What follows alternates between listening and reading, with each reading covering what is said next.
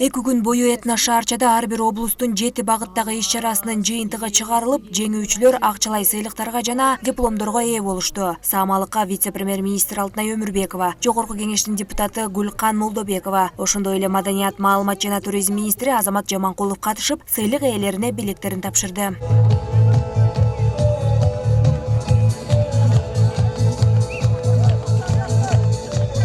Мынакей абдан чоң деңгээлде болгон Этно шаарчабыз абдан жакшы бир маанайда өттү.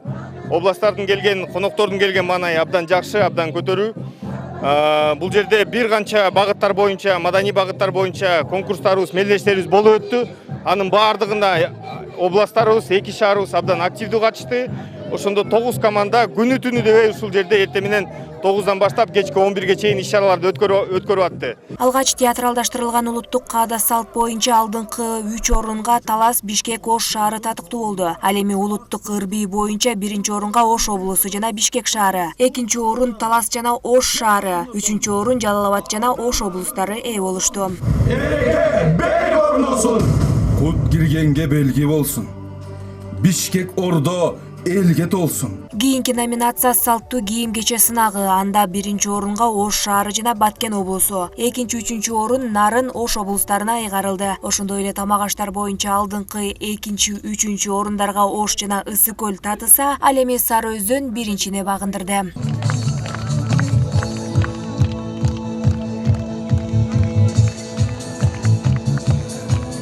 Бул көчмөндөр оюнуна бир күндө эле даярдык болгон жок. Бир нече күн даярданып, бир нече күн мурун келип, болгон ошо көчмөндөр колдонгон, унутта калган эски тамактарды көрсөтүүгө аракет кылдык. Бөтөнчө жанагы таш кордону жерди касып ушу жерге таштарды тизип, отту жагып, анан кайра карынга салынган эттерди коюп туруп, анан комиссиянын көзүнчө алып чыкканыбыз бул өзгөчө болду да.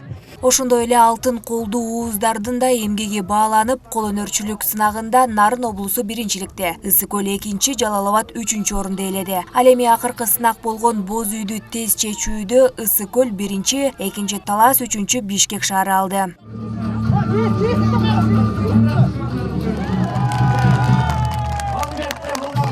Этно шаарчадагы маданий иш-чаралар жыйынтыкталгандан соң Хан Ордо сахнасында гала концерт болду.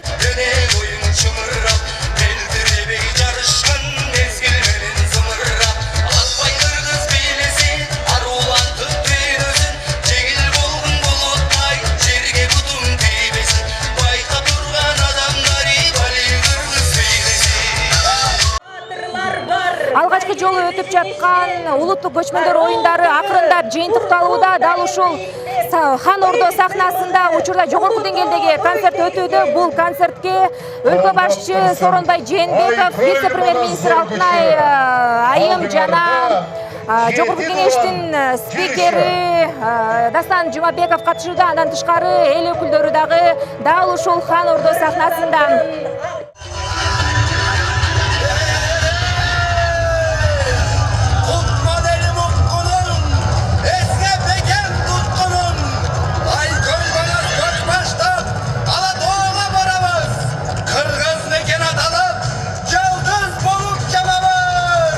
Учурда Хан Ордодо сахналык көрүнүш менен жогорку деңгээлдеги концерт башталды.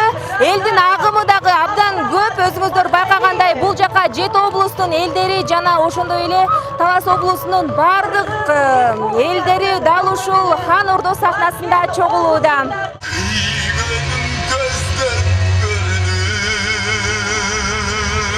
Урматтуу көчмөндөр оюндарынын катышуучулары, бул оюндардын түпкү максаты байыркы элибиздин тарыхына, маданиятына, салт санасына урмат көрсөтүү, ата-бабалардын жолуна, алардын элесине таазим этүү, азыркы мезгилде өлкөбүздүн өктүрүү үчүн өз тарыхыбызга таянып, андан руханий азык, жараткандык энергия алуу, дүйнөлүк тарыхтын ажырагас бөлүгү болгон көчмөн маданиятын, көчмөн цивилизациясын, дүйнөнүн руханий казынасына кошкон салымын эстетүү, аларды жаңыртуу.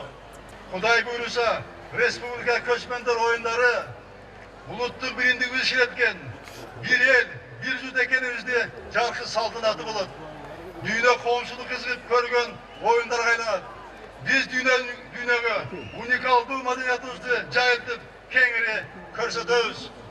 Андан соң ар бир облустан маданий иш-чараларга катышкандар. Спортчулардын жоон тобу салтанаттуу жүрүшкө басышты.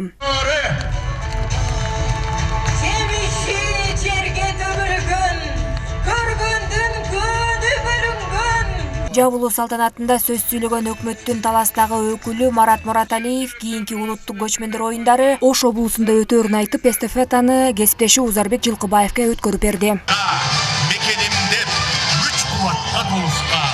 Анан эми буйруп бизге Ош областына тийди, эмки көчмөндөр оюну буюрса келерки жылы болот. Муну дагы эми өкмөт менен макулдашып чечебиз датасын.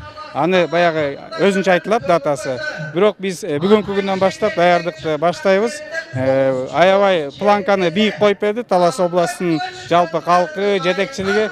Эми биз андан кем эмес, мындай уят кылбагандай кылып, жалпы кыргыз журтун уят кылбагандай кылып өткөрөбүз деп ишендирип кетем. Аземге келген 60 миң элдин маанайы жакшы. Алар да эми ордолуу Ошто өтүүчү көчмөндөр оюндарына барарын билдирди. Биз дагы сүйүнүп атабыз ошо биз жака барганга.